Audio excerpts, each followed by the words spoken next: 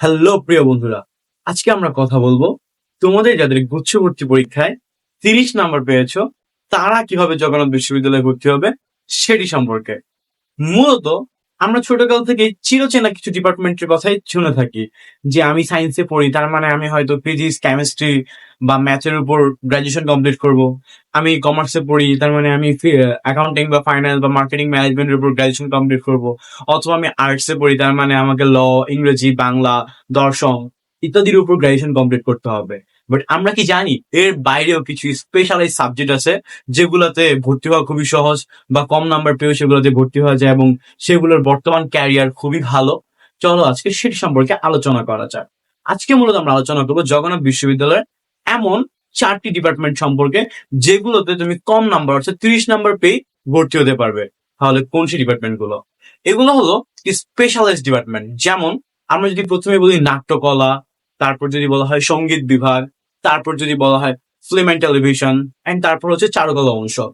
মূলত এই ডিপার্টমেন্ট গুলো আমাদের কাছে খুব বেশি একটা চিরচেনা নয়, কেননা আমরা 1 থেকে শুরু করে 12 পর্যন্ত কোনোদিনও এই সাবজেক্ট গুলো সম্পর্কে অধ্যয়ন করে আসিনি।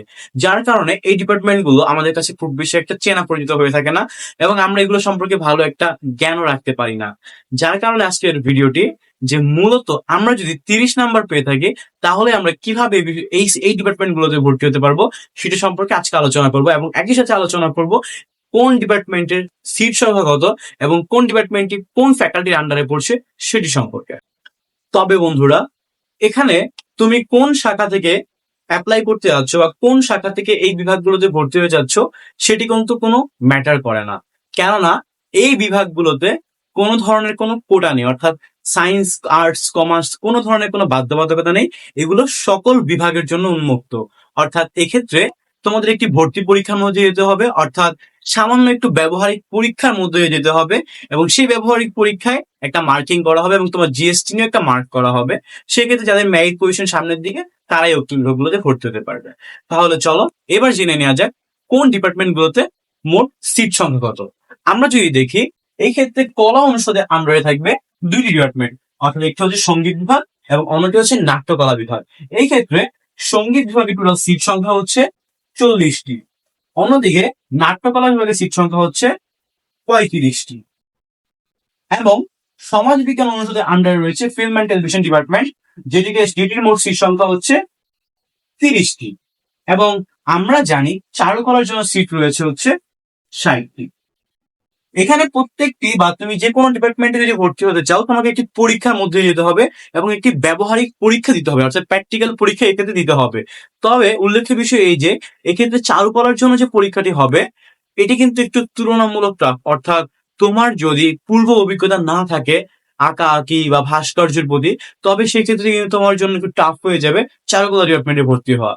কিন্তু আমরা যদি ফিল্ম অ্যান্ড টেলিভিশনের দিকে তাকাই, সেক্ষেত্রে তুমি যদি ছোটকাল থেকে মুভি পছন্দ করো অথবা মুভি এক্সপ্লেনেশন করতে পারো, মুভি রিভিউ করতে পারো, তবে তুমি কিন্তু সামান্য জ্ঞান অর্জন করেই এই বিভাগের ব্যবহারিক পরীক্ষায় খুব ভালো ফলাফল করতে পারবে। অন্যদিকে মিউজিকের প্রতি তোমার যদি কোনো ফ্যাসিনেশন থাকে, তবে সেই ক্ষেত্রে কিন্তু তুমি খুব সহজেই উচ্চাঙ্গ সঙ্গীত বা রবীন্দ্রসঙ্গীত বা নজরুল গীতি ইত্যাদির মাধ্যমে কিন্তু খুব সহজেই তুমি মিউজিকের ব্যবহারিক পরীক্ষা ভালো ফলাফল অর্জন করতে পারবে।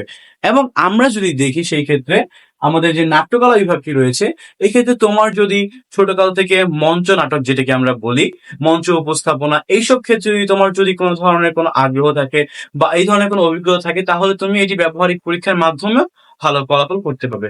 উল্লেখ্য বিষয় এই যে শুধুমাত্র চারুকলা ডিপার্টমেন্টে যদি তুমি ভর্তি হতে চাও তবে তোমাকে একটু কাঠখড় পোড়াতে হবে, বা তুমি যদি অন্যান্য ডিপার্টমেন্ট গুলোর দিকে তাকাও তবে সেই ক্ষেত্রে তুমি যদি এখন থেকেও প্রিপারেশন নেওয়া শুরু করো, আগামী 15-20 দিনের মধ্যে হয়তো বা তুমি তোমার কাঙ্ক্ষিত রেজাল্টটি পেতেও পারো, বিশেষ করে ফিল্ম এন্ড টেলিভিশন এবং নাট্যকলা ডিপার্টমেন্টে।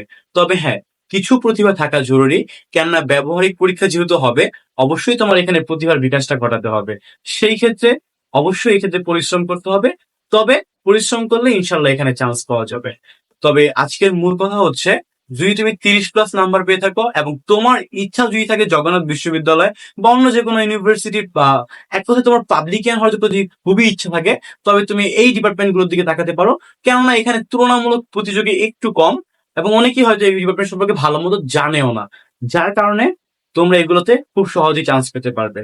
ভিডিওটি ভালো লাগলে শেয়ার করবে এবং তোমাদের যেই বন্ধুর নাম্বার একটু কম এবং তার মধ্যে উপরে যে কোনো একটি গুণ রয়েছে তাকে ভিডিওটি অবশ্যই কিন্তু শেয়ার করবে। এবং আজকে এই পর্যন্তই। ভালো লাগলে সাবস্ক্রাইব করবে। ধন্যবাদ।